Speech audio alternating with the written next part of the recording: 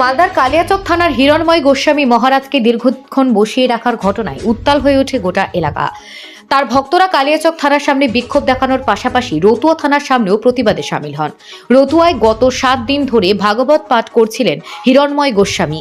এরই মাঝে কালিয়াচক থানা থেকে তাকে জিজ্ঞাসাবাদের জন্য ডেকে পাঠানো হয়। অভিযোগ, সকাল 11:30টায় থানায় পৌঁছানোর পর কিছুক্ষণ জিজ্ঞাসাবাদের পর ছেড়ে দেওয়া হলেও মাঝপথে ফের তাকে থানায় নিয়ে আসা হয়। এরপর দীর্ঘ সময় ধরে থানায় বসিয়ে রাখা হয় তাকে। এই খবর ছড়িয়ে পড়তেই তার ভক্তরা বিক্ষোভে ফেটে পড়েন। হিরণময় গোস্বামীর অভিযোগ, তিনি প্রাণনাশের আশঙ্কায় ভুগছেন এবং তার গাড়িতে বারবার হামলা হচ্ছে।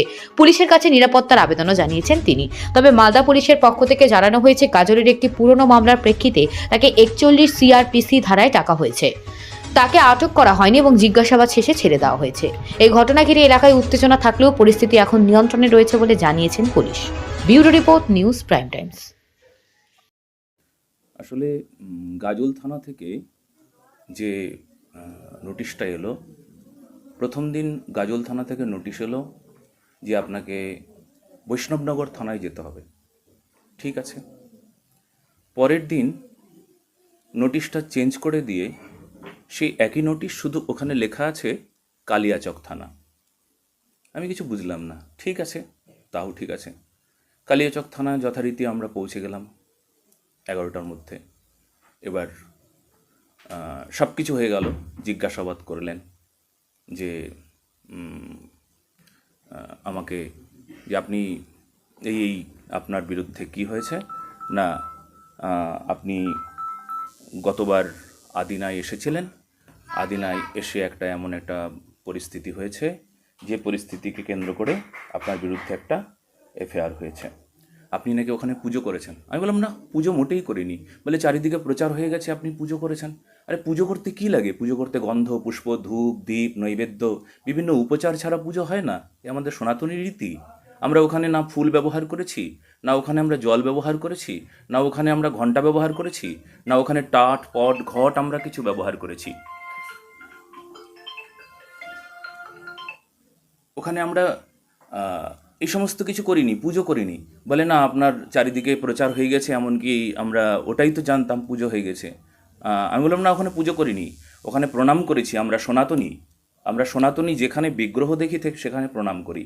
বলে, আপনি কি জানেন ওটা মসজিদ? হ্যাঁ, আমি জানি ওটা মসজিদ, কিন্তু মসজিদে কোনো দেবতা থাকে না, এটাও সত্য। আর সেখানে যদি দেবতা থাকে তাহলে তো আমরা যাবই, আমরা সনাতনীরা। আর দেবতা দেখলে আমরা প্রণাম করি।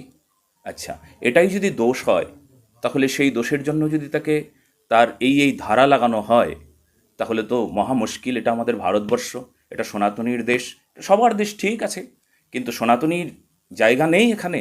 যেখানে কোনো মসজিদে দেবতার মূর্তি থাকবে, সেখানে প্রণাম করতে পারবে না, এটা হতে পারে না। আর পুজো করা নিষেধ, আমরা ওখানে পুজো করিনি। যদি বলেন যে তাহলে এই ফুটেজগুলোতে যে সংস্কৃত শ্লোকগুলো হচ্ছিল, সংস্কৃত একটা ভাষা, আমরা দেবতার সঙ্গে আমরা ভাষা বিনিময় করছিলাম, প্রার্থনা করেছিলাম, ওটা পুজো নয়। পুজোর মধ্যে যে উপচারগুলো থাকে, সেই উপচার সেখানে কিচ্ছু ছিল না। আচ্ছা, বেশ, উনি আমাদের ছেড়ে দিলেন, যথারীতি বললেন ঠিক আছে, কোনো অসুবিধা নেই। উনি ছেড়ে দিলেন, ইনভেস্টিগেশন হয়ে গেল, সমস্ত লিখে টিখে দিয়ে দিলেন। এবার আমরা চলে গেলাম। 1.5 ঘন্টা চলে আসার পর আমাদেরকে আবার রাস্তায় আটকে আবার পেছন থেকে নিয়ে আসা হলো। নিয়ে এসে এইবার বলছে যে আপনাদেরকে ধরে রাখা হবে, আটকে রাখা হবে। আমি ওই আশেপাশে যে ফোনগুলো আসছিল, ফোনের শব্দগুলো শুনতে পাচ্ছিলাম। আরে যা খুশি তাই বলছে। বলে, অমুক, মানে আমি সেই শব্দ উচ্চারণ করতে পারবো না। একজন সাধুর পাশে এমন শব্দ ব্যবহার হয়, এটা আমাদের জানা ছিল না। আমরা বুঝি নেই যে ভারতবর্ষে কেউ কোনো ওই পুলিশকে ফোন করে অমুককে, এইকে, একে, মানে রাপ শব্দ, যে ল্যাঙ্গুয়েজ আমাদের মুখে আসবে না, যেটা আমি এখানে আপনাদের সামনে বলতে পারবো না, বলে ওকে আটকে রাখো, সন্ধ্যা পর্যন্ত আটকে রাখো। সে আমি কি করে, সে তো বোঝার উপায় ছিল না। তবে ওপর মহল, একটা মহল তো আমাকে পরেশানি করছে, মানসিক নির্যাতন করছে, সারাদিন আমার খাওয়া নেই, কিচ্ছু নেই। আমার এখানে আবার ভাগবত পাঠ আছে।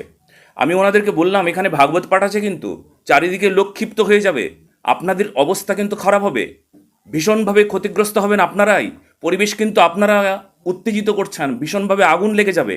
আমি ওনাদেরকে বারবার বললাম, কিন্তু ওনারা শুনল না।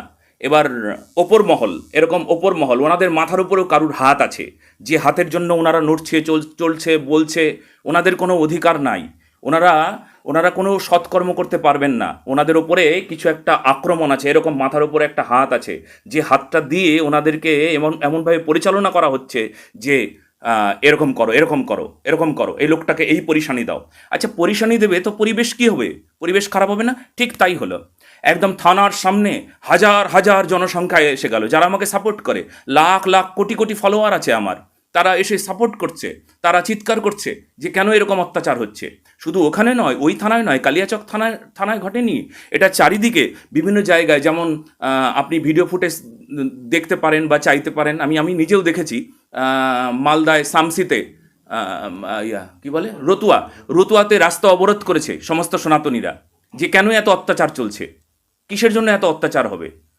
হ্যাঁ, রাস্তা অবরোধ করেছে, বিভিন্নভাবে তারা প্রতিবাদ জানিয়েছেন।